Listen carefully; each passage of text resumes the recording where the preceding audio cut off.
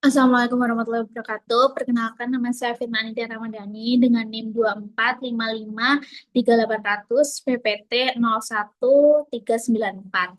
Pada kesempatan kali ini saya akan merepresentasikan mengenai pertumbuhan otot, yaitu adalah role of myostatin in muscle growth yang saya ambil dari buku Muscle Development of Livestock Animals di bab 14. Next.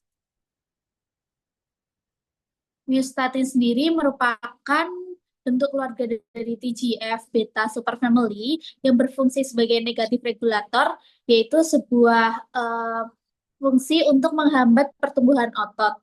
Jadi tanpa adanya myostatin, otot akan bertumbuh secara berlebih. Nah, fenomena ini tuh biasanya disebut dengan double muscling, di mana double muscling kalau di Indonesia itu sering dijumpai pada sapi Belgian Blue dan sapi Piedmontese yang mengalami love aversion pada gen myostatinnya.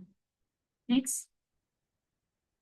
Double muscling pada sapi itu ditandai dengan peningkatan massa otot superficial, terutama pada bagian paha dan juga lengan belakang, di mana mekanismenya lebih dominan karena hiperplasia atau penambahan jumlah serabut ototnya dibandingkan dengan sekedar penambahan jumlah hipertrofinya.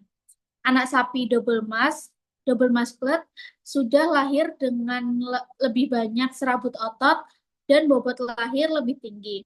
Keuntungan dari sapi ini yaitu mereka memiliki daging yang lebih empuk dan juga presentasi karkasnya yang lebih tinggi. Nah, pertambahan presentasi karkas ini bisa mencapai 20-30% dari yang tidak terkena double muscle. Dan juga kandungan lemak dari sapi yang kena double muscling ini lebih rendah. Namun, double muscling ini memiliki kelemahan, yaitu adalah distoksia, di mana sapi itu mengalami kesulitan melahirkan karena ukuran anaknya itu menjadi lebih besar secara struktur tulang menjadi lebih halus dan kulit menjadi lebih tipis. Jadi anaknya itu rentan untuk gagal lahir. Seperti itu. Next. Struktur dan fungsi dari myostatin ini. Gen myostatin memiliki protein sepanjang 375 asam amino. Protein ini berproses untuk membentuk aktif pada dominansi terminal, di mana jika terjadi mutasi protein bisa tidak berfungsi. Contohnya adalah truncated protein akibat stop codon prematur atau missense mutation seperti mutasi C313Y pada sapi Piemontes. Perbedaan genetik inilah yang menjelaskan variasi perkembangan otot antar ras tersebut. Mekanisme kerja dan sinyalnya, cara kerja myostatin adalah dengan cara berikatan reseptor aktifin tipe 2B, lalu mengaktifkan jalur SMAD2/3. Akibatnya siklus sel dihentikan. Ekspresi P21 meningkat sehingga CDK terhambat dan CDK2 berkurang, membuat sel tersebut berhenti di fase G1 dan di G1 atau G2. Selain itu, myostatin menekan faktor transkrip myogenesis seperti MyoD, MYF5, dan myogenin. Hasil akhirnya adalah diferensiasi myoblas ke serabut otot berkurang dan produksi protein otot seperti myosin heavy chain ikut juga menurun. Selanjutnya, mengenai peran fisiologis. Secara fisiologis, myostatin akan meningkat pada kondisi yang menyebabkan atrofi otot seperti imobilasi, microgravity, penurunan, penuaan, HIV, dan juga cachexia. Dalam pertumbuhan postnatal atau setelah melahirkan, myostatin menjaga sel satelitnya tetap dalam kondisi dorman atau quiescent.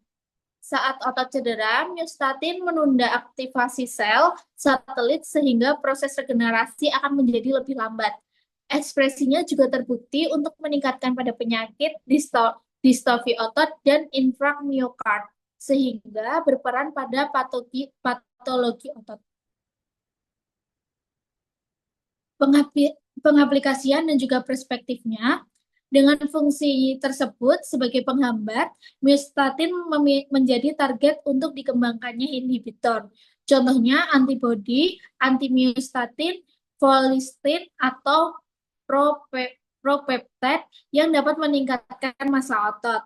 Pada peternakan, teknologi ini berpotensi untuk meningkatkan produktivitas karkas dan juga kualitas daging. Karena pada sebelumnya saya sudah jelaskan di mana produktivitas karkas dan juga kualitas daging yang myostatinnya itu sudah mulai terganggu, itu akan meningkat 20-30%.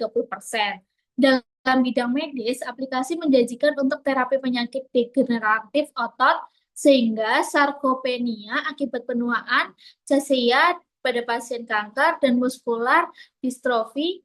Tantangannya adalah regulasi myostatin saat kompleks dan berbeda pada tiap tahap perkembangannya, sehingga terapi tidak bisa disamaratakan. Next, kesimpulan yang saya ambil adalah myostatin akan berperan untuk pengatur negatif utama. Mutasi atau hilangnya fungsi gen ini menyebabkan kondisi double masculine melalui hiperplasia dan hipertrofi serabut otot.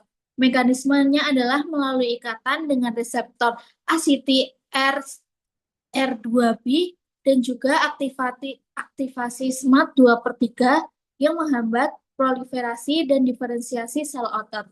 Dengan pemahaman ini, myostatin tidak hanya berperan penting dalam pengembangan pertumbuhan otot ternak, tetapi juga sangat prospektif untuk menjadikan target terapi pada penyakit otot degeneratif bagi manusia. Terima kasih. Sekian presentasi yang saya sampaikan, kurang lebihnya saya mohon maaf. Terima kasih.